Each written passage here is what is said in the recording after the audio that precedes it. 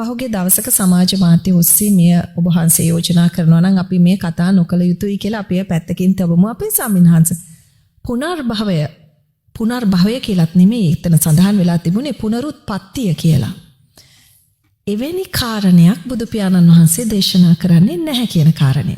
සත්වයා මරණින් මතු සත්වයාගේ නැවත ඉපදීමක් උත්පත්තියක් පිළිබඳව බුදු පියාණන් වහන්සේ දේශනා කරන්නේ නැහැ කියන කාරණේ අපේ ස්වාමීන් වහන්සේ ඒ භික්ෂුන් වහන්සේ නමක් මම දකින්නේ උන්වහන්සේ ඒ ආකාරයට පැහැදිලි කරනවා. අපේ ස්වාමීන් අපි මේ දය අපේ ශ්‍රාවකයන්ට පැහැදිලි කර දෙමු නේද? මොකද තරුණයෝ පොඩි දරුවෝ වෙන්න පුළුවන් මේක කියවන්නේ. ඒ අය මූලාශ්‍ර වලින් තොරව ධර්මය නොදැක යම්කිසි නිගමනයකට ආවොත් හදිසි අතරමඟදී ඒකේ අයගේ ගමනට විශාල බාධාවක් වන්නට පුළුවන් නිසා. අවසරයි ස්වාමීන් වහන්සේ. තෙරුවන් සරණයි චාලිකා. තෙරුවන් සරණයි හැමදෙනාටම පන්සිල් මඩුවට සහභාගී වෙන. ඉතින් වැදගත් ප්‍රශ්නයක් පුනරුත්පත්තිය පුනර්භවය කියන එක බුදුදහමේ සඳහන් කරලා තියෙනවද? සැබවින්ම ඔව්. පුනරුත්පත්තිය පුනර්භවයක් නැත්නම් බුදුදහමෙන් තරම් ප්‍රයෝජනයකුත් නැහැ. එහෙමයි.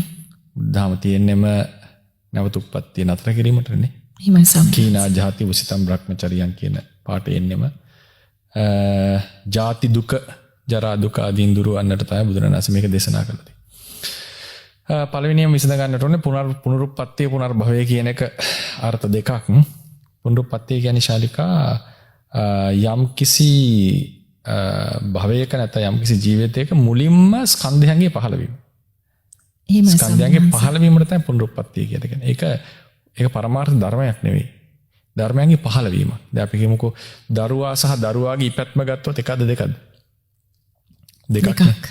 දරුවෙක්ගෙන් තොරව දරුවාගේ ඉපැත්මක් තියෙන්නට බෑ. එහෙමයි ස්වාමීන් වහන්සේ. ඒ වගේම ස්කන්ධයෝ නැතුව ස්කන්ධයන්ගේ පහළවීමක් තියෙන්න බෑ. එහෙනම් ස්කන්ධයන්ගේ පහළවීම එකක් ස්කන්ධය එකක්. අර අපි ඉස්සර කතා කරා අනිත්‍ය සහ අනිත්‍ය ලක්ෂණය කියලා එකපාර. එහෙමයි ස්වාමීන් වහන්සේ. දෙකක් ලෙස නේද? එතකොට ඒ වගේ ඉපැත්ම කියන එකයි පහළ වෙන ස්කන්ධයෝ සහ ස්කන්ධයන්ගේ පහළවීම. එසේ පහළ වෙන ස්කන්ධයෝ තමයි පුනර්භවය කියලා කියන්නේ. පුන කියලා කියන්නේ නැවත කියන එකනේ. පුන කියන එක තමයි. ඒක පුනර් කියලා එන්නේ සංස්කෘත භාෂාවේදී. එහෙමයි. ඒක අපේ මිශ්‍ර සිංහලට එනකොට පුනර් කියලා ගන්නවා. පුනබ්භව කියලා තමයි පාලියේ එන්නේ. ඒක සංස්කෘතයේ එන්නේ පුනර්භව. අපි සිංහලෙන් පුනර්භවය කියලා කියනවා. ඒ පහළ වෙන ස්කන්ධයෝ පරමාර්ථ වශයෙන් ගත්තොත් එහෙම කර්මය නිසා පහළ වෙන ස්කන්ධයෝ. එහෙමයි ස්වාමීන් වහන්සේ. ඒ කියන්නේ විපාක චිත්තයිසික ධර්ම කර්මජ රූප අභිධර්ම ක්‍රමයෙන් ගත්තොත් කර්මජ රූප 18යි 20ක් කියලා ගන්න පුළුවන්. ඊට පස්සේ විපාක චිත්තයිසික ධර්ම ලෞකික විපාක චිත්තයිසික 32යි චෛසික 35යි. ඔය තමයි පුනර්භවය කියලා කියන්නේ. නැවත පහළ වෙන කර්මජ ස්කන්ධ. එහෙමයි ස්වාමීන් වහන්සේ. ඒවට කියන උපාදින්නක ස්කන්ධ කියලා. ඊට පස්සේ පුනරුත්පත්තිය කියන්නේ එම ස්කන්ධයන්ගේ මුලින්ම පහළවීම. ප්‍රතිසන්දි අවස්ථාවේදී පහළවීම. ක්ෂණයක් පහළවීමට ಜಾති කියලා කියනවා. ඒකට පුනරුත්පත්තිය කියන්නේ සුදුසු නැහැ. පුනරුත්පත්තිය කියලා කියන්නේ මුලින්ම ස්කන්ධයන්ගේ පහළවීම. ඕක තමයි පුනරුත්පත්තිය සහ පුනර්භවය කියන දෙකේ වෙනස. එහෙමයි ස්වාමීන් වහන්සේ. මේ දෙකම අපි කතා කරන්නේ මරණයෙන් අනතුරුව පහළවීම ස්කන්ධයන්ගේ. මරණයෙන් ස්කන්ධයන්ගේ පහළවීම, මරණයෙන් පසු නැවත ස්කන්ධයන්ගේ පහළවීම. ගොඩක් අය වරදවා ගන්න නැත්නම් පටලවා ගන්න තැනක් තමයි කියන්නට වෙනවා එතන. මොකද පුනරුත්පත්තිය කියන එක ථේරවාද බුදුදහම විතර නෙමෙයි. සියලු බෞද්ධ නිකායවල තියෙන මූලික સિદ્ધාන්තය. දැන් බෞද්ධ නිකායන් අතර තියෙනවා පරස්පරතා. එහෙමයි. ථේරවාදීන් කියනවා පච්චුප්පන්නේ විද්‍යමානයි අතීත අනාගත දෙක අවිද්‍යමානයි කියලා. සර්වස්ත්‍රවාදීන් කියනවා අතීත අනාගත තුන් කාලයේම විද්‍යමානයි කියලා. පච්චුප්පන්න තුන් කාලයේම. ස්වර්ශ කාශ්‍යපී කියන නිකායකට ඒ කට්ටියව සමහර අතීතයේ සහ සමහර අනාගතයේ විද්‍යමානයි කියලා. වර්තමානට අමතරව. ඒ වගේ අපි අතර ඕනෝන්ගේ පරස්පර විරෝධීකම් තියෙනවා. හැබැයි ඒ සියලු නිකායන් අතර විරෝධයක් නැති දේවල් තමයි චතුරාර්ය සත්‍යය. සත්‍ය හතරයි තියෙන්නේ. අනාත්මය, පටිච්චසමුප්පාදය, පුනරුත්පත්තිය, පුනර්භවය. මේවල විවාද නැහැ. ඒ නිසා මේක ථේරවාදය එහෙම කිව්වොත් එහෙම කවුරුරි සාම්ප්‍රදායික බුදුදහම වරද්දාගත්ත කියන්නේ නම් මුළු බෞද්ධ නිකාය සියල්ලම වරද්ද ගන්නවා. වජිර ඥාන, මහායාන සියලු දෙනා වරදින්න. දැන් ගොඩක් රට කට්ටිය බනින්නේ ලංකාවේ මහා විහාරයෙන් මේක වෙනස් කරගත්තා කියලානේ. එහෙමනම් කියනවා මුළු සියලුම ඒ කියන්නේ අශෝකේ කාලේනකොට තිබ්බන නිකාය 18ක්. ඊට පස්සේ ආවනම් මාධ්‍යමික යෝගාචාර මේ සියලු දෙනා පුනරුත්පත්ති නිසස් කරනවා. පුනරුත්පත්ති විශ්වාස කරන්නේ නැති බෞද්ධ නිකායක් මම අහලා නැහැ. දැන් ඉතින් අලුතෙන් හට ගන්නව වෙන්න පුළුවන්. මෑත කාලේ.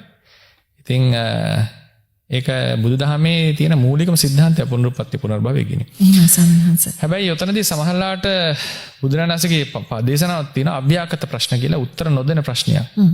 හෝති තථාගතෝ පරම්මරණා කියන ප්‍රශ්නේ අව්‍යාකත තපනීය ප්‍රශ්නයක් උත්තර දෙන්නේ නැහැ. තථාගතෝ කියලා එතන අදහස් කරලා තියෙන්නේ සත්වයා කියන එකයි. එහෙමයි. මරණින් මතු සත්වයා වෙයිද කියලා ප්‍රශ්නයක් ඇහුවා. නහෝති තථාගතෝ පරම්මරණා. මරණින් මතු සත්වයා නොවේද කියලා. ඒකටත් උත්තර දෙන්නේ නැහැ. වෙනවා කියන එකට ඒකට උත්තර දෙන්නේ නැහැ කියලා උත්තර දෙන්නේ. හෝතිච නහෝතිච. ඇතමෙක් වෙයිද ඇතමෙක් නොවේද? ඇතම් සත්වය උපදීද ඇතම් සත්වය උපදින්නේ නැද්ද? ඒකටත් උත්තර දුන්නේ නැහැ. නහෝති නහෝති. වන්නේත් නොවේ නොවන්නේත් නොවේ. එතකොට ඒකට උත්තර දෙන්නේ ඒක අමරා වික්ඛේපවාදී. ඒක අමරා වික්ඛේපවාදී. ඒ කියන්නේ හරියම උත්තරයක් නොදෙන බව.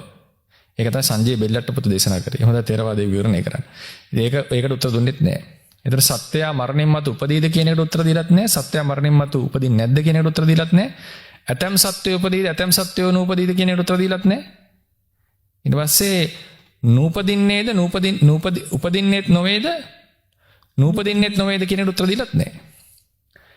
එතකොට දැන් ඕකෙන් කෙනෙක් අර්ථකථනය කරන්න පුළුවන් පුනරුත්පත්ති බුදුදහමේ නැහැ මේක පසු කාලේ ඇති වෙච්ච එකක් කියලා. කෙනෙක්ට අර්ථකථනයක් එහෙම ඉන්නට පුළුවන්. නමුත් මේ ප්‍රශ්නේ අපි තේරවාදී විසඳන්නේ එහෙම නෙවෙයි. මේ ප්‍රශ්නේ දැන් කවුරු හරි දැන් හිතන්නකෝ කාට හරි වාහනයක් නැහැ කියලා. එහෙමයි සමිනහන්ස. හරිනේ. අපි ගමු දැන් උදාහරණයකට මට වාහනයක් නැහැ කියන්නකො. මට වාහනයක් නැහැ. ඒතර ශාලිකා මගෙන් අහනවා ස්වාමීන් වහන්සේගේ කාර් එකේ පාට නිල්ද රතුද කියලා අහනවා. මට පුළුවන් උත්තරයක් දෙන්න. බෑ. ඇයි බැරි උත්තරයක් දෙන්න? වාහනයක් නැති නිසා. වාහනයක් නැති නිසා. වාහනයක් නැති තැන වාහනේ ප්‍රශ්නයක් අහනවා. වාහනේ ගැන ප්‍රශ්නයක් අහනවා. මට කියන්න තියෙන්නේ මට කාර් එකක් නැහැ කියලා. නමුත් ඒක වාපු ප්‍රශ්නෙට උත්තරයක් නෙවෙයි. ඔය අහලා තියෙන්නේ නිල්ද රතුද කියලා. මම උත්තර දෙනවා නිල් හෝ රතු කියලා. අපිට ඕන උත්තර දෙන්න බෑ. අහ ප්‍රශ්නෙට උත්තර දෙන්නට ඕන. කවුරු යවොත් සත්වයා මරණින් මතු වේද කියලා එයා අහන්නේ සත්වයක් ඉන්නවා. ඒ සත්වයා මරණින් මතු උපදීද සත්වයා මරණින් මතු උපදින්නේ නැද්ද? ප්‍රශ්නේ වැරදි. ඇයි? දැනටම සත්වයක් නැහැ. ඒකයි ප්‍රශ්නේ. ඒකයි එතන අඩුව. සත්වයක් නැති තැන සත්වයක් උපදීද සත්වයක් උපදින්නේ නැද්ද කියලා අහුවොත් ප්‍රශ්නේ වැරදි. ඒ කියන්නේ සම්මුති වශයෙන් අරගෙන කෙනෙක් ඕක විග්‍රහ කරගත්තොත් වෙනම දෙයක් සම. ඔව් මේ පරමාර්ථ වශයෙන් දෘෂ්ටිගතව නැහන්නේ. සත්වයක් කියන ආත්මය ඇත. ඒ සත්වයා මරණින් මතු වේද? ශාස්වත දෘෂ්ටියෙන් ප්‍රශ්නේ හරදී. සත්වයා මරණින් මතු නොවේද? ආත්මයේ සිඳෙහිද? සත්වයා විනාශ වේද? උච්ඡේද දෘෂ්ටියෙන් ප්‍රශ්නේ හරදී. ඔව් කිව්වත් නැහැ කිව්වත් අන්ත දෙකකට වැටෙනවා. එහෙමයි සමිනහන්ස. උත්තර දුන්නේ නැහැ. හේතුව සත්වයක් නැහැ. දැන් කෙනෙක් අහපුවා එහෙනම් බුදුරජාණන් තිබ්බනේ ප්‍රශ්නේ කෙලින්ම සත්වයක් නැහැ කියලා උත්තර දෙන්න. එහෙම උත්තර දෙන්නේ නැහැ. ඇහුවේ ප්‍රශ්නේ අදාළ විදිහෙන් දැන් ඔය. ඒ කියන්නේ භාග්‍යවතුන් වහන්සේ ස්වාමීන් වහන්සේ ප්‍රශ්නයකට පිළිතුරු දෙන්න විදියක් තියෙනවා. ඔව් විදියක් තියෙනවා. නැත්තම් සමහර තැන්වල කියනවා න කල්හෝ පඤ්ඤෝ කියලා මේ දැන් උදාහරණයට ඔය වගේ ප්‍රශ්නයක් අහුවා මෝලිය පග්ගුණ ස්වාමීන් වහන්සේ. අහුවා මේ කවුද ස්පර්ශ කරන්න කියලා අහුවා. ස්පර්ශ කරන්නේ ස්පර්ශය කියලා හන්නේ මේ කවුද විඳින්නේ කියලා වේදනාව ස්පර්ශ කරන්නේ වේදනාව කවුද විඳින්නේ කවුද ස්පර්ශ කරන්නේ කියලා. න කල්ලෝ පඤ්ඤෝ ප්‍රශ්නේ සුදුසු නැහැ වැරදි නොගැලපෙනවා. එහෙම අහන්න එපා. කවුද ස්පර්ශ කරන්න කියලා අහන්න එපා. ස්පර්ශය හටගන්නේ කවර හේතුවකින්ද කියන අහන්න කියලා ප්‍රශ්නේ හැදුවා. ඒ මොකද තමන්ගේම ශ්‍රාවකෙක් ප්‍රශ්නේ අහුවේ. ඒතර බුදුරජාණන් ප්‍රශ්නේ හදලා ප්‍රශ්නේ අස්සවනවා. මෙහෙම අහන්න ප්‍රශ්නේ කියලා. එතකොට මම උත්තර දෙන්නම් කියලා කියනවා. දැන් අර දෘෂ්ටිගතිකව ඇවිල්ලා අන්‍ය ආගමික අය ඇවිල්ලා ප්‍රශ්නේ අහනකොට උන්වහන්සේ කියනවා මම උත්තර දෙන්නේ නැහැ ඔකට. මොකද ඒකට උත්තර දුන්නාට ඒක තේරුම් ගන්න අමාරු තත්ත්වයක ඉන්නේ. එහෙම සමහර තැන් කියලා තියෙනවා මම උත්තර දුන්නාට ඔයාලට තේරුම් ගන්න අමාරුයි කියලා.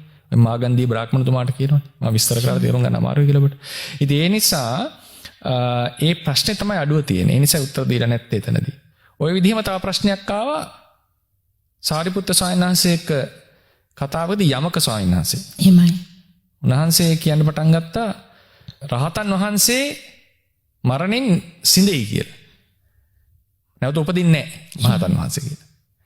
ඊට සාරිපුත්ත ස්වාමීන් වහන්සේ කිව්වා ඒක වැරදි කතාව.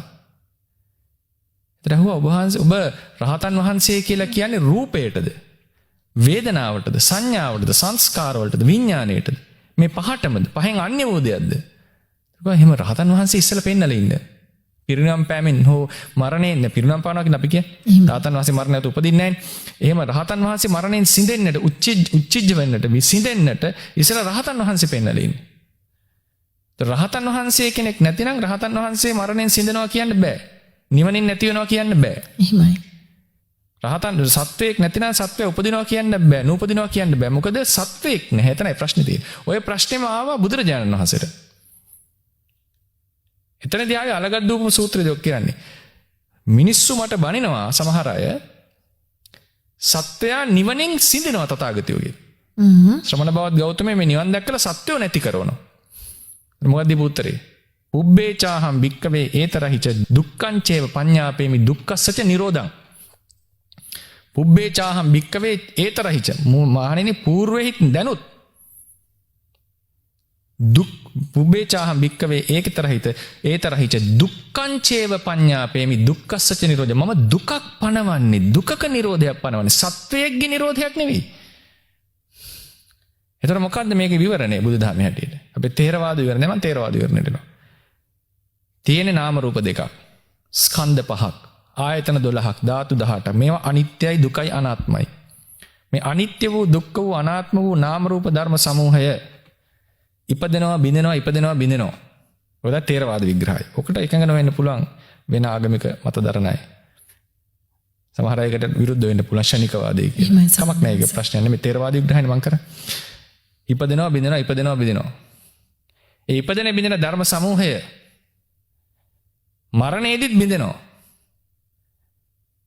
හැබැයි ඒ ධර්ම පරම්පරාව අවසන් වෙන්නේ තව තැනක නාම රූපය හටගෙන පවතිනවා. ඒ කියන්නේ චුතිසිත නිරුද්ධ වෙනකොට තව ප්‍රතිසන්දිත වෙන තැනක හට ගන්නවා. ඒක නැවත පරම්පරාව වශයෙන් යනවා.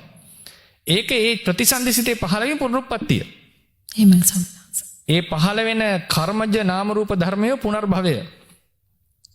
එතකොට පරම්පරා වශයෙන් ගත්තම ඒ කියන්නේ පරමාර්ථ වශයෙන් ගත්තම ස්කන්ධ පරම්පරාව දිගින් දිගට යනවා. ඒක තමයි සංසාරය කියලා කියන්නේ. එහෙමයි.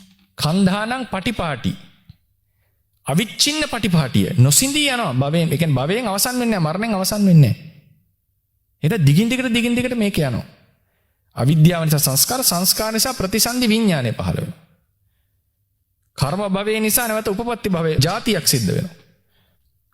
මේ විදිහට මේක දිගින් දිගට ගමන් කරනවා. ඒ නිසා පරමාර්ථ වශයෙන් ස්කන්ධ පරම්පරා ඉපදෙනවා මේක මරණින් අවසන් වෙන දිගින් දිගට. ඒකට තමයි පුනරුත්පත්ති කියන්නේ. ඒකට තමයි පුනර්භවය කියන්නේ. හැබැයි සත්‍යය ගෙන්නපු ගමන් සත්‍යය පිළිගත්ත ගමන් දෘෂ්ටිවාදීකෙක් ප්‍රශ්නය හොත් එම සත්වයා මරණින් මතු උපදීද මරණින් මතු වේද සිඳේද කියලා ප්‍රශ්නෙට උත්තර දෙන්නේ නැහැ. මොකද නැති සත්වයක ආරෝපණය කළා. ඊට පස්සේ වෙනවා සම්මුතියෙන් කතා කරනවා කියලා එකක් තියෙනවා. සම්මුතියෙන් කතා කරනවා. ඒ කියන්නේ සමස සත්වයා ඉන්නවා කියන කාරණා. සම්මුතියක්. ඒක දෘෂ්ටියෙන් පිළිගැනීමක් නෙවෙයි. මේ නාම රූප පරපුරට සත්වයා කියලා විවහාර. දැන් බුදුරජාණන් වහන්සේම දේශනා කරලා තියෙනවා. මෙතන අනිත්‍යයි දුකයි අනාත්මයි. රූපං හි භික්කවේ අත්තා භවිස්ස නයිදන් රූපං ආබාධය සං මේක ආත්මයක් වුණා නම් දෙඩට යන්නේ නැහැ. මේක අනාත්මයි කියලා පැහැදිලිවම අනාත්ත ලක්ෂණ සූත්‍ර ආදී දේශනා කරලා තියෙනවා. මේක අනාත්මයි. එහෙමයි සම්. ඒ වගේම දේශනා කරලා තියෙනවා නමේ ආචරියෝ අත්ති සදිසෝමේන විජ්ජති මම හා සමාන කෙනෙක් නැහැ. මම තමයි ලෝකයේ අග්‍ර කියලා දේශනා කරලා තියෙනවා. ඒ දේශනා කරන්නේ සම්මුතියේ ඉඳලා. ඒතර මේක ක්‍රම තුනක්. පරමාර්ථ වශයෙන් ධර්මිය දේශනා කිරීම එකක්. තියෙන ස්කන්ධ ආයතන ධාතු ගොඩක් කියලා. කිව්වනේ පුක්කුසාති රජ්ජුරුවන්ට ච ධාතුරෝ බික්කු අයම් පුරිසෝ. මහාන පුරුෂයා කියලා කියන්නේ ධාතු හයක්. එහෙමයි. ඒ පරමාර්ථ වශයෙන් දේශනාවක් කරා. සමහර ඊට පස්සේ දේශනා කරනවා මේ ස්කන්ධ සමූහයටම ආත්මය ලෙස ව්‍යවහාර කරන්න පුළුවන්. යතාපි අංග සම්භාරා හෝති සද්දෝ රතෝ ඉති එවං කන්දේසු සන්තේසු හෝති සත්තෝති සම්මුති. කොටස් ටික එකතු වෙනකොට කරත්තේ කියලා රතේ කියලා විවහාරය වෙනවා වගේ මේ ස්කන්ධ ටික එකතු වෙනකොට තියෙනකොට අපිට සත්වයා කියලා විවහාරයක් දෙන්නට පුළුවන්. ඒ සම්මුතියෙන් කතා කිරීම. සමහර අය ඒ ස්කන්ධ ටික එකතු කරලා එක ස්කන්ධයක් හෝ ස්කන්ධ සමූහයම හෝ අරගෙන සත්වය කියලා පිළිගන්නවා. දෘෂ්ටිගතික වෙනවා. දෘෂ්ටිගතික කෝණයෙන් ප්‍රශ්නය අහුවොත් අව්‍යාකතයි. උත්තර දෙන්නේ නැහැ. සම්මුතිය ඉඳලා කතා කරොත් සත්‍යය උපදිනවා. ඇයි හේතුව පරමාර්ථ වශයෙන් මේ ස්කන්ධ පරම්පරාව දිගින් දිගට මරණයෙන් නතර නොවි යනවා. ඒ නිසා තමයි මකාදේව සූත්‍රය දේශනා කරනවා. ඒක මගදේව කියලා තියෙන සූත්‍රයේ මේ චට්ට සංගායනාවේ මකාදේව සූත්‍රය දේශනා කරනකොට බුදුරජාණන් වහන්සේ දේශනා කළා අහනවා ආනන්ද මම මේ මකාදේව රජුරෝ මගදේව කියලා තියෙන චට්ට සංගායනාවේ මකාදේව රජුරෝ ගැන කියනකොට ඔබට හිතක් එන්නත් පුළුවන් මේ වෙන කවුරු හරි කියලා. නෑ නෑ මමමයි. අතීතේ. මමමයි වෙන කෙනෙක් නෙවෙයි මම. එහෙමයි ස්වාමීන් වහන්සේ. හරිනේ? ඒ මොනද ඒක? සම්මුතිය ඉඳලා දේශනා කරේ. පරමාර්ථ වශයෙන් ගත්තම ස්කන්ධ පරම්පරාව දිගින් දිගට. මොකද ඒ මගදේව නැත්නම් මකාදේව ඒ භවයේ ඉන්නකොට පහළ වෙච්ච ස්කන්ධයන්ගේ උපනිශ්‍රේ හේතු වෙලා තිනවා අද සම්මා සම්බුද්ධත්වයටපත් වෙන්නේ. එහෙමයි ස්වාමීන් වහන්සේ. එතකොට ඒ ස්කන්ධ පරපුරම තමයි දිගින් දිගට අවිල්ලා තියෙන මරණයෙන් නතර වෙන්නේ නැතුව. හැබැයි අලුත් භවයක එකේ අලුත් කර්ම වලින් තමයි ප්‍රතිසන්දිය සිද්ධ වෙලා තියෙන්නේ. හැබැයි ඒක එකම ස්කන්ධ පරම්පරාව. ඒ නිසා අතීතයේ කරපු කර්මය මේ බහවල ප්‍රතිසන්දි විපාක ලබා දෙනවා. ඉතින් ඒ නිසා පරම්පරාව වශයෙන් ස්කන්ධ පරම්පරාවක් යනවා. සම්මුති වශයෙන් සත්‍යය ඉපදුනා කියලා කියන්නට පුළුවන්. දෘෂ්ටිගතික වශයෙන් ආත්ම සංඥාවෙන් අහුවොත් උත්තර දෙන්නේ නැහැ ඒකට. මොකද ඒ තර්කයේ වැරදි. සත්‍යය උපදිනවා කිව්වත් වැරදි, සත්‍යය උපදින්නේ නැහැ කිව්වත් වැරදි, සත්‍යය මරණය රහතන් වහන්සේ මරණයෙන් සිඳනවා කිව්වත් වැරදි. සත්‍යය නිවනින් නැති වෙනවා කිව්වත් වැරදි. මොකද සත්‍යෙක් නෑ, ප්‍රශ්නේ වැරදි. එහෙමයි ස්වාමීන් වහන්සේ. හරිනේ. ඒ නිසා මේක සම්මුතියයි පරමාර්ථයයි වෙන් කරගෙන කතා කරන්නට ඕනේ දෙයක්. අවසාන වශයෙන් සම්මුතියේ ඉඳලා කියනවනේ සත්‍යය මම පින් කරලා දිව්‍ය ලෝක යනවා, මම පින් කරලා අපාය උපදිනවා, මම පින් කරලා මනුස්සෙක් වෙනවා කියලා කතාව කියනවනේ. එහෙමයි. දැන් බුදුරජාණන් දේශනා කරන්නේ මොකද්ද? මහණෙනි මේ අනවරාග්‍ර සංසාරේහි අවිද්‍යාවයි තෘෂ්ණාවයි දුරු කරපු නැති මේ චතුන්නම් භික්කවේ අරිය සත්‍යානං අනනුබෝධා අප්පටි වේදා ඒව මිදන් දීක මද්ධානං සන්ධාවිතං සංසරිතං මමංචේව තුම්හාක. මේ සසර අපි දෙගොල්ලෝ බොහෝ කාලයක් සසර සැරිසරලා දිනවා අපි මේ චතුරාර්ය සත්‍ය අවබෝධ නොකිරීම නිසා. ඊට පස්සේ කියනවා මහා සාගරයේ ජලය දකින්නකොට හිතන්න සසර මේ තරම් බෙලි ටික විතරක් කැපිලා ගලපු ජලය මීට වඩා වැඩි. ආත්ම භාවවල. භාග්‍යවතුන් වහන්සේගේ දේශනාවල ස්වාමීන් වහන්සේ. අනුමතක සංයුත්තේම තියෙන එහෙමනේ. මගේ ඔබලගේ බෙලි කපලා ගියපු ලේ ටික මීට වඩා වැඩි. හරිනේ. එතකොට මේ භවයෙන් භවයට ගියපු සසරක් ගැන මේ කතා මේ සසරක් ගැන කතා කළාදී භවයෙන් භවයට ගියපු කියන්නේ ඒ සසරක් තියෙන්නේ මෙතන. එතකොට මේ ස්කන්ධ පරම්පරාව දිගින් දිගට කන්ටිනියු වෙනවා. හැබැයි අපි විවහාර වශයෙන් කියන සත්‍යය භවයෙන් භවයට උපදුනා කියලා. සම්මුති වශයෙන් කියන්නේ. අර දිට්ඨිගතික වශයෙන් නෙවෙයි. සම්මුති වශයෙන් අපි කියනවා. ඒ සම්මුති වශයෙන් කියනකොට ඒකට වැලිඩිටියක් තියෙනවා. ඇයි ඒ? සිතකට සිතක් සම්බන්ධයි ශාලිකා. එහෙමයි ස්වාමීන් වහන්සේ. ඒකට කියන අපි අනන්තර සමානතර ප්‍රත්‍යක්ෂ අභිධර්ම ක්‍රමයෙන් කියනවා. සිතකට සිතක් සම්බන්ධයි. ඒක තමයි සූත්‍රාන්තර ක්‍රමයෙන් කියන්නේ ආසේවනය කියලා. ආසේවනා භාවනා බහුලීකම්මන් කියලා කියන්නේ නැවත වඩනකොට අපි ಗುಣධර්ම වඩනකොට ಗುಣධර්ම වල දියුණුවක් සිද්ධ වෙනවා. ඇයි එහෙම සිද්ධ වෙන්නේ ಗುಣධර්ම වල දියුණුවක්? මේ සිතෙන් සිතකට සම්බන්ධ නිසා. එහෙමයි ස්වාමීන් වහන්සේ. අද වැඩුවොත් සමාධියක්, හෙට වඩනවා සමාධියක්, අනිද්ද වඩනවා සමාධියක්, එහෙම වඩන් යනකොට සමාධිය එන්න දියුණුවන. ඇයි එහෙම වෙන්නේ? මේ සිතින් සිතට සම්බන්ධයි. එහෙනම් මරණයයි උප්පත්තියයි අතරත් සිතින් සිතකට සම්බන්ධයි. ඒ නිසා මේක එකම චිත්ත පරම්පරාවක් යන්නේ.